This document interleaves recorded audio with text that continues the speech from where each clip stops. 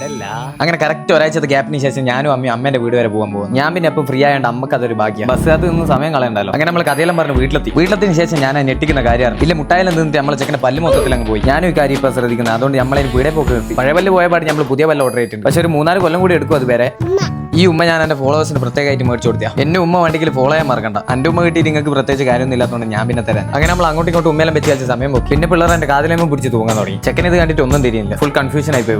അല്ലെങ്കിൽ അതിന്റെ ചായ എന്ന് പറഞ്ഞിട്ട് ഞാൻ ഡ്രാഗൺ ഫ്രൂട്ടിന്റെ ഷേക്ക് കൊടുത്തു. വയലറ്റ് കളർ ചായ ആണ്ട് ചെക്കന് പിന്നെ കൺഫ്യൂഷൻ. ചെക്കൻ വിചാരിക്കുന്നുണ്ട് ഈ മാമനെന്ന് എങ്ങനെ വയലറ്റ് കളറാണെങ്കിൽ എന്താ നല്ല അടിപൊളി ഷേക്ക്. പക്ഷേ ഈ സാധനം പച്ചക്ക് തന്നെ ഞാൻ നിന്നില്ല. ടേസ്റ്റ് ഇല്ലാത്തൊരു ടേസ്റ്റിലൊരു ഫ്രൂട്ട് ആയത്. അങ്ങനെ ആലം കഴിഞ്ഞ് നമ്മളെ ഭാവി കാര്യങ്ങളെ പറ്റി കുറച്ച് സമയം സംസാരിച്ചു. ഓക്ക് പ്രത്യേകിച്ച് ആഗ്രഹങ്ങളൊന്നുമില്ല. കുറച്ച് കഴിഞ്ഞിട്ട് അമ്മമ്മ കുളിപ്പിച്ച് പൊട്ടെല്ലാം തൊട്ടേന്ന് പറഞ്ഞു. നമുക്ക് അങ്ങനെ ചായലും കുടിച്ച് പോയാൽ മതി ഓള് പറയും. എൻ്റെ ചെറുപ്പത്തിൽ പണ്ടാര എന്നോട് അന്ന് അവൻ്റെ ചോദിച്ചാൽ ഞാൻ പൈലറ്റ് ആണെന്ന് പറഞ്ഞു. പിന്നെ റീല് കാണുന്ന കൂട്ടത്തിൽ പണ്ടത്തെ കുറച്ച് ഡോക്ടർ എഞ്ചിനീയർമാരെല്ലാം ഇല്ലോണ്ട് എനിക്ക് കുറച്ച് സമാധാനം.